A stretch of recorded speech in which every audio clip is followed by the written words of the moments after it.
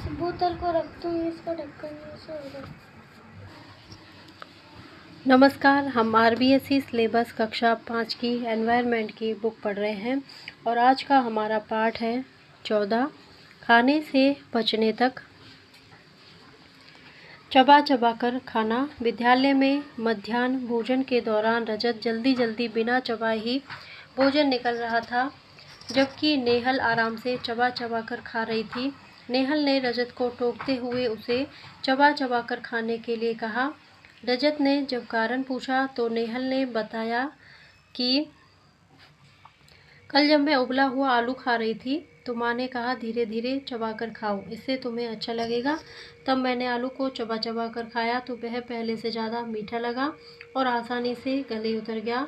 पास ही खड़े शिक्षक ने बताया कि भोजन को धीरे धीरे अच्छी तरह चबाने पर लार भोजन के साथ मिल जाती है, जो भोजन को चिकना व पेस्ट की तरह लसलसा कर देती है। मुंह में बनने वाली यह लार भोजन में मौजूद स्टार्च को ग्लूकोज में बदल देती है। इसी ग्लूकोज से भोजन मीठा लगने लगता है। मुंह से ही भोजन का पाचन शुरू हो जाता है। सोचिए और लिखिए, हमें भोजन करते समय रोटी के कौर छोटे छोटे ही क्यों लेने चाहिए? भोजन को चबाना क्यों आवश्यक है? यहाँ पे हमारे मुंह, ग्रसिका, आमाशय, आंत यानी हमारे पाचन तंत्र को बताया गया है। मुंह में रखा भोजन दांतों द्वारा चबाया जाता है, फिर यह ग्रसिका से होते हुए आमाशय में पहुंचता है, जहां से यह छोटी आंत से बड़ी आंत में जाता है। आमाशय व आंत में पाचक रसों द्वारा भोजन पचाया जाता है। अपचित भोजन मलाशय में एकत्रित होता है, जिसे बाहर त्याग दिया जाता है। ऊपर दिए गए चित्र को देखकर बताइए पाचन तंत्र के प्रमुख अंग कौन कौन से हैं। मुंह में रखा भोजन आमाशय तक पहुँचते पहुँचते कैसा हो जाता है? सोचिए और बताइए। क्या आपने किसी को यह कहते हुए सुना है, मेरे पेट में चूहे कूद रहे हैं? इस कथन का क्या आशय है? आपको भूख का एहसास कब होता है? अगर आपको एक दिन खाना नहीं मिले तो क्या होगा? बीमार होने पर ग्लूकोज पानी में घोलकर क्यों दिया जाता है? ग्लूकोज से तुरंत ऊर्जा। जब हमें भोजन किए हुए 4 से 5 घंटे हो जाते हैं, भूख लगने लगती है, क्योंकि हमारे द्वारा खाया हुआ भोजन पच जाता है। भोजन से हमें ऊर्जा मिलती है। यदि हम पूरे दिन खाना नहीं खाते हैं तो कमजोरी महसूस होने लगती है। रजत एक बार बीमार होने पर अस्पताल गया। वहाँ पर देखा कि बेड पर सो रहे बीमार व्यक्ति के हाथ में नली लगी हुई है। पास ही में एक प्लास्टिक की बोतल में पानी जैसा पदार्थ भरा है। यह बोतल नली के साथ जुड़ी हुई है। यह देखकर रजत ने डॉक्टर से पूछा कि यह क्या है। डॉक्टर साहब ने बताया कि इन्हें कमजोरी आ गई है, अतः तुरंत ऊर्जा देने के लिए ग्लूकोज चढ़ाई जा रही है। बीमार व्यक्ति को ग्लूकोज चढ़ाते हुए खाने में आयरन। एक दिन कक्षा में शिक्षक पढ़ा रहे थे। मीरा का मन नहीं लग रहा था। उसको कमजोरी महसूस हो रही थी। उसके सांस लेने में परेशानी हो रही थी। बार बार होठों पर जीभ फिरा रही थी। मीरा को ऐसे करते देख शिक्षक उसके पास गए। उसके स्वास्थ्य के बारे में बातचीत की। ऐसा कब से हो रहा है? मीरा ने बताया 2-3 दिन पहले वह बीमार हुई थी। तब उसे खाना अच्छा नहीं लगा, पढ़ाई में भी मन नहीं लग रहा, नींद बराबर नहीं आती, काम करने पर जल्दी थक जाती हूँ। शिक्षक ने मीरा को डॉक्टर को दिखाया। डॉक्टर द्वारा जांचने के पश्चात लक्षणों के आधार पर खून की कमी बताई गई। डॉक्टर: मीरा, आप खाने में क्या क्या खाती हो? मीरा: रोटी, प्याज, नमकीन। डॉक्टर: हरी सब्जी, खजूर, चने आदि नहीं खाती? मीरा: नहीं डॉक्टर साहब। डॉक्टर: आपके शरीर में आयरन की कमी हो गई है। भोजन में हरी सब्जियां, फल, गाजर, अनार आदि लो। मैं आपको आयरन की गोली दे रहा हूँ। 1 सप्ताह पश्चात पुनः दिखाना। मीरा: अरे, ये गोलियां तो हमें स्कूल में भी देते हैं। डॉक्टर: तो क्या आप गोली नहीं खाती हो? मीरा: नहीं डॉक्टर साहब, मुझे अच्छी नहीं लगती, चक्कर आने लगते हैं और जी घबराता है। डॉक्टर: आपके शरीर में खून की कमी है, एनीमिया हो गया है। इस आयरन की गोली को खाली पेट नहीं लेना चाहिए, इसे खाना खाने के आधा घंटे बाद लेना है। मीरा, डॉक्टर साहब इस गोली का पूरा नाम बताइए। डॉक्टर, इसे आयरन फॉलिक एसिड IFA कहते हैं। यह स्वास्थ्य के लिए महत्वपूर्ण है। यह हमारे शरीर में खून बनाने में मदद करती है। मीरा, अच्छा, तभी हमें विद्यालय में हर सप्ताह इसे खाने के लिए देते हैं, लेकिन मैं नहीं खाती, आगे से खाया करूँगी। डॉक्टर, गोली के साथ साथ खाने पर भी ध्यान देना होगा। अनाज, दालें, तिल, हरी पत्तेदार सब्जियां, अखरोट, बादाम, अमरूद, मौसमी पिंड, खजूर, दाख, मछली, लीवर आदि में आयरन अधिक होता है। इसे अपने भोजन में शामिल करो, जिससे आयरन की कमी दूर हो सकेगी। इसके बाद यह गोली भी नहीं खानी पड़ेगी। सोचिए और बताइए, मीरा को कमजोरी क्यों महसूस हो रही थी? मीरा जैसी बीमारी के लक्षण आपने किस किस साथी में देखे हैं? शरीर में आयरन की कमी न हो, इसके लिए हमें क्या करना चाहिए? खाद्य समूह एवं खाद्य पिरामिड। हम भोजन में बहुत सी चीज़ें खाते हैं। यहाँ कुछ की सूची दी जा रही है। मक्की, चने की दाल, मूंग की दाल, चावल, दलिया, बैंगन, दूध, दही, मटर, गाजर, आम, पपीता, सेब, पालक, भिंडी, पोहा, करेला, लौकी, पनीर, छाछ, मावा, अंडे, मांस, मछली, रोटी, ब्रेड आदि। आप चाहें तो इसमें और भी खाने की चीज़ें जोड़ सकते हैं।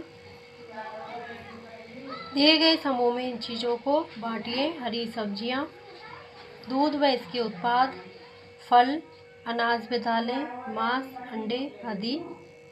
इन खाद्य समूहों में से अगर हम आवश्यक मात्रा में खाद्य सामग्री हमारे भोजन में सम्मिलित करें तो निश्चित रूप से हमारे शरीर को जरूरी पोषक तत्व जैसे कार्बोहाइड्रेट, प्रोटीन, वसा, विटामिन और खनिज मिलते रहेंगे। क्या खाएं, कितना खाएं? ये खाद्य पिरामिड दिया हुआ है।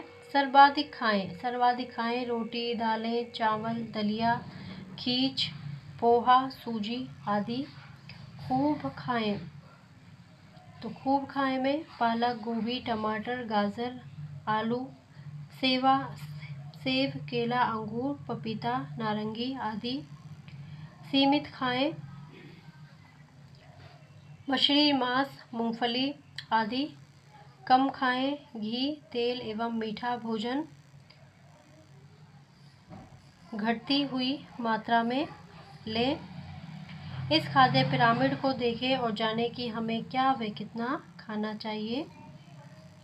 नीचे दिए गए पिरामिड को कॉपी में बनाकर अपने खाने की मात्रा अनुसार सामग्री के नाम भरिए। कम मात्रा में, सीमित मात्रा में, अधिक मात्रा में और सर्वाधिक मात्रा में।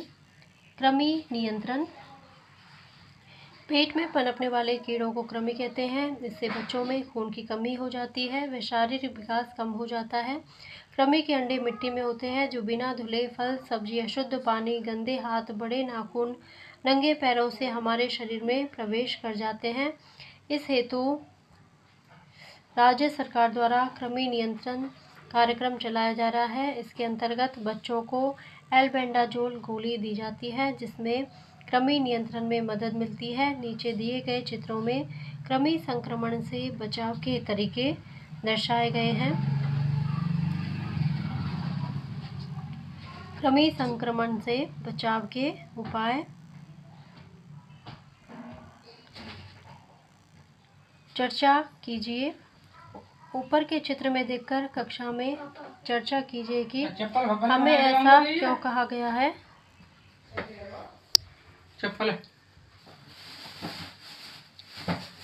ऊपर के चित्र में देखकर कक्षा में चर्चा कीजिए कि हमें ऐसा क्यों कहा गया है कि स्वच्छ शौचालय का प्रयोग करें, जूते चप्पल अवश्य पहनें, शौच के बाद खाने से पहले साबुन से हाथ अवश्य धोएं, साफ व शुद्ध पानी पिएं, सब्जियों व फलों को साफ व शुद्ध पानी से धोकर उपयोग करें, नाखून काटें व साफ रखें। कृमि नियंत्रण से लाभ। कृमि नियंत्रण से बालकों को शारीरिक व मानसिक शक्ति मिलती है, बीमार कम पड़ते हैं, जिससे उनका मन पढ़ाई में लगता है। बच्चों का विकास तेजी से होने में सहायता मिलती है। इसके लिए हमेशा हमें स्वच्छ शौचालय का प्रयोग करना चाहिए। शौच जाने के बाद और खाना खाने से पहले साबुन से हाथ धोने चाहिए। हमेशा शुद्ध पानी का उपयोग करना चाहिए। सब्जियों एवं फलों को साफ शुद्ध पानी से धोकर उपयोग में लेना चाहिए। हमें नाखून काटकर साफ रखने चाहिए। कृमि नियंत्रण के कारण बच्चे कम बीमार होते हैं। सोचिए और बताइए, बच्चे बीमार कब होते हैं? किस कारण से बच्चों का विकास रुक जाता है? बच्चों का पढ़ाई में मन क्यों नहीं लगता? कृमि नियंत्रण से बच्चों को क्या क्या लाभ होते हैं? हमने सीखा, भोजन को चबाकर खाने से उसका पाचन ठीक हो जाता है। पाचन तंत्र के अंग मिलकर भोजन का पाचन करते हैं। अच्छे स्वास्थ्य के लिए अलग अलग समूह की चीज़ें आवश्यक मात्रा में हमें भोजन में शामिल करनी चाहिए। जाना समझा, अब बताइए, एनीमिया हो जाने पर दी जाने वाली गोली का पूरा नाम बताइए। कृमि नियंत्रण के लिए कौन सी गोली लेंगे? खून की कमी को पूरा करने के लिए भोजन में क्या क्या लेना चाहिए? पाचन तंत्र का चित्र बनाइए। भोजन में हमें क्या क्या खाद्य सामग्री खानी चाहिए? खाद्य पिरामिड द्वारा बताइए। आज का संदेश है, पालक, मेथी और हरा धनिया स्वस्थ बनाए और भगाए एनीमिया। इसी के साथ ही पाठ हमारा कंप्लीट होता है।